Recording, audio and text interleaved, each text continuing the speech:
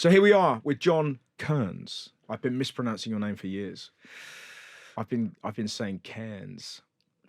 That sounds quite nice. Yeah, but I always get very excited whenever I speak about you, is because I normally see you at the Edinburgh Festival, and I don't know how it is for you, but I'm always very excited post show, so I kind of sort of go backstage and try and grab you, and it feels to me like Taylor Swift congratulating Leonard Cohen. Do you know what I mean? I feel very but that's how I feel. I suddenly come in and go, "Hey, that was great, Len." But I hope it comes across because I want you to know that I like you. But me and the Swifties, we don't always know how to show our love. Is that fair to say? Like, because you never invite me backstage, I just come. Yeah. Yeah, or you just wait in the auditorium. Yeah. And then you get like a front of house person coming backstage, and they're like, Taylor Swift's out here. Yeah. And she's really happy. Russell Howard's out there. Yeah. You're like, what's he doing? Like, the thing is, I don't mind talking about this. Yeah. You're massive. You must have it where you sit there and people are going, because you must have had it, like, obviously, especially in Edinburgh. Yeah. Famous people will come to your show sometimes. Yeah, it's freaky, isn't it? And it's freaky. Yeah. I remember Steve Coogan came with John Bishop. This is 10 years ago now. Yeah, wow. And I was doing the Free Fringe. Yeah. So the lights are on. And the audience are... It's like, it's like North Korea. They're waiting for the laugh of approval from over there. Of course. And, thankfully I got it. But...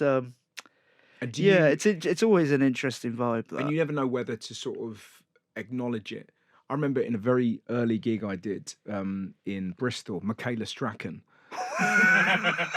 from the Real Wild show was there, and I got really excited. Yeah. So I'm like 18. Yeah. And, the poor woman has just gone there for like a night out in a pub and a comedy night is happening. And then suddenly I was on stage going, bloody hell, and just... like telling her that I fancied her when I was young. It was I'd do that. But I learned a lot that day of like, because she left at half time and you're like, well, that's not how you interact with people, is it? I used to fancy you. Yeah, exactly. But imagine that. She's gone for a night out with her husband and then suddenly some bloke's got a mic. When I was younger, I tell you what, and now you still love, I mean, you're right, what, is it a Pinot or what? It was just, you've just ruined someone's night. I did that at Latitude. Oh, really? I'm dying on my arse in this tent. The tent is rammed because they're all there to see Ostentatious that are on after me. Right. So, I'm kind of basically playing with that. And I spot Richard Curtis, sat right near the front. Yeah. And he was one of the people that founded Latitude. Is that right? I didn't know that. So, I just point out that he's there and that he did that.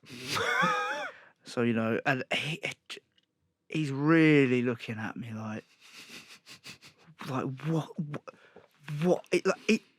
He cannot fathom that I have pointed out he's there.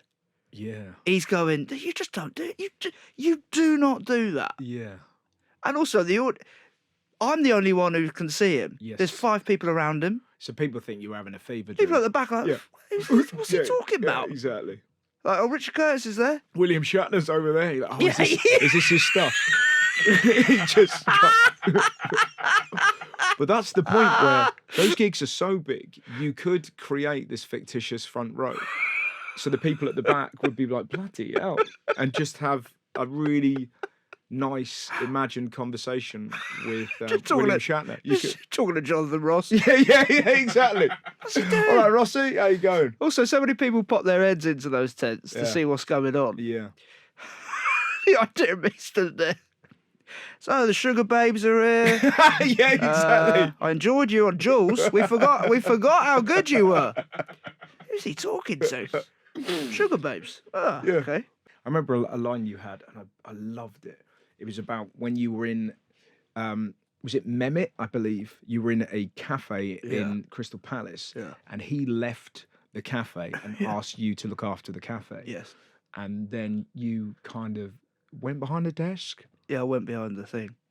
Felt good. Yeah. And that line, that felt good. There was something so... It's a bit like when you listen to Mitch Hedberg, where you just go, only he can play that instrument.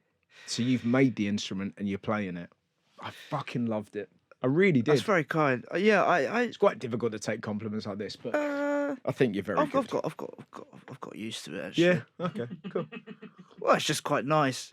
It's like when someone offers to buy you dinner, you're like, yeah, I'm not going to fight this anymore. Oh, yeah, Christ. Who are these people? If someone gets their card out and says, I've got this, brilliant. Yeah, Do you just know take it. Yeah, Kitson used to be incredible at that. He sort of passed that on. So when I would support him, he would always pull out the card. And then it kind of felt like as you, if you were headlining or whatever, then you pull out the card. That's the way it goes. Yeah, he weirdly, I was talking to him about this, and he doesn't drink, but he was talking about how you ran around doing gigs in like Soho or something, and then everyone would meet up for like a Chinese. Maybe you were there.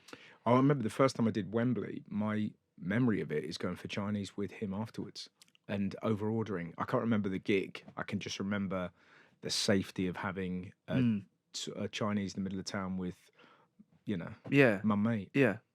Did you buy dinner? No, I don't know. No, of course I did. Yeah, and it felt like it was but it was a bit of an odd thing for me to buy dinner for him. Do you know what I mean? No, but it's important. Yeah, but it is that odd moment when you're like, I got this, Obi-Wan.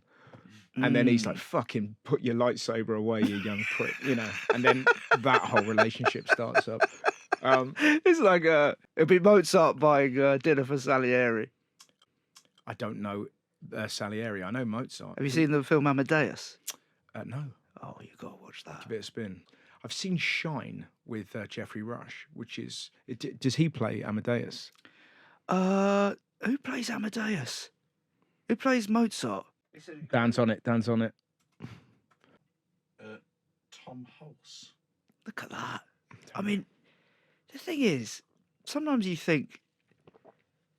worry, not worry, but you think, where is my place in life? Like, oh God, who am all I? the time. Yeah. Who am I? Do people know what I'm doing?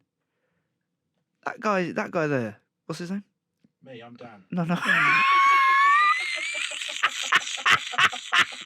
That would be great.